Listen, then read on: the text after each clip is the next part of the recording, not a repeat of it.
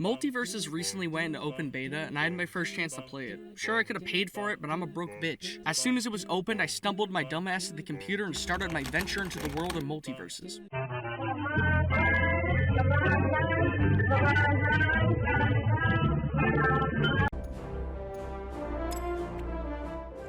What the fuck is the soundtrack? Yeah, I don't know if it's just me, but the music is kinda bad. When you're not listening to an orchestral rendition of the Steven Universe theme, you're listening to an orchestral rendition of another recognizable song that somehow turns it into a Hallmark Christmas movie background track. When I started playing, I immediately chose Walter White. When I started playing, I immediately chose Finn. I like to play faster, weaker characters, and Finn is that archetype and then some. The models are wonderful. Somehow Player First Games put Iron Giant and Arya Stark in the same art style and made it work. Grabs are gone, tilts and smashes have been turned into charge features. The small change of the moveset makes MultiVersus more inclusive to keyboard users, which, you know, makes sense. The roster is large enough that it doesn't feel barren, but small enough that it doesn't give you the same feel as Smash Brothers. Much like Nickelodeon All-Stars having a roster of Nick characters, MultiVersus' cast is comprised of characters under the Warner Brothers wing. See this move? I like to call this the Doug Walker. Now, I wouldn't say Shaggy is as complex as Crag, but the characters are diverse. Doubles is the primary focus for MultiVersus. Its run in Evo is focused on it. This to me was a clear attempt to separate itself from other platform fighters, and hey, it works. Many characters have moves that benefit more from doubles. Wonder Woman shields herself and her ally, Sans can bubble enemies. Rain Dog has an entire move that's useless in singles. 1v1 is fun, but it's clear to see what they want you to play. There's very little hit stun, which works in your favor as it helps you not get stuck in a combo without landing a single hit, but at the same time, the opposite can happen. This doesn't really matter in doubles, as with no team attack, it allows everyone to unleash flurries of attacks, adding to the chaos. You can also pair up with a friend in doubles, or host a game with 3 other friends. I have not experienced Smash Brothers levels of lag at all. Worst that has happened is my friend from Australia clipping through the ground like a Gmon model. Am I going to play doubles? Most of the time, no. MultiVersus' biggest feature is the perk system. As you play as a character, they will level up and unlock perks. Perks can either boost your pre-existing setup or change the way you play. MultiVersus out the gate is a wonderful time, albeit with one major flaw. With this being a free-to-play game, you know there's going to be in-game purchases.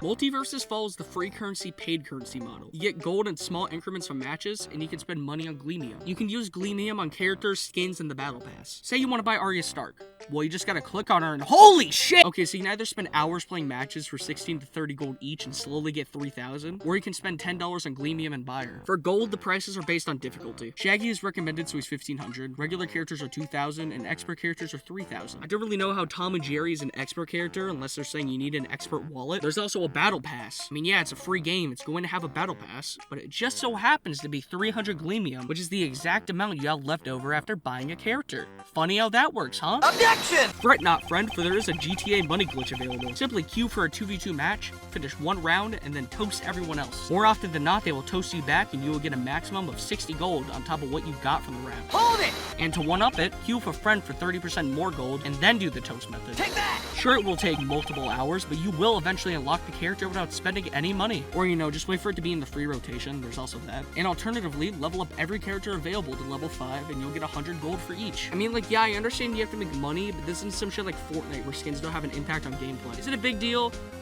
Not really. It's just kind of goofy. There is one other thing that turns MultiVersus from a fun platform fighter to a clusterfuck shitpost.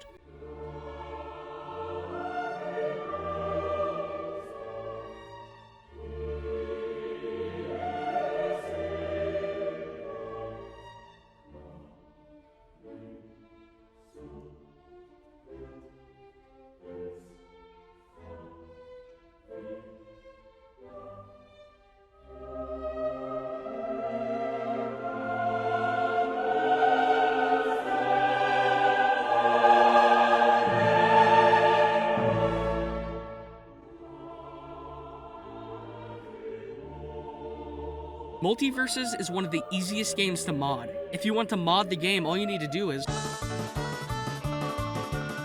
In what other game can you play a scout with the Yick record against a skeleton? I mean, probably Rivals of Aether, but just shut the fuck up. Kratos over Wonder Woman, Broken Textures Armstrong over Superman, Fiona over Finn, Sprite Cranberry. Want a Sprite Cranberry? The answer is clear. Most mods right now are just shitposts, but I am excited to see what happens in the future. MultiVersus is fun by itself, but adding mods turns this game into a shitpost, and I, for one, love it. I'm gonna stop talking about mods now because I'd rather you try it for yourself. Tutorial will be in the description. MultiVersus for me is what Smash Bros is to many people. I like the flow of the game, I like the style, I like the speed, I like MultiVersus. The roster is just large enough that it doesn't feel short of content, yet small enough that it doesn't feel bloated. This game feels like when Nick All-Star should have been, instead of whatever that was. No voice acting on day one.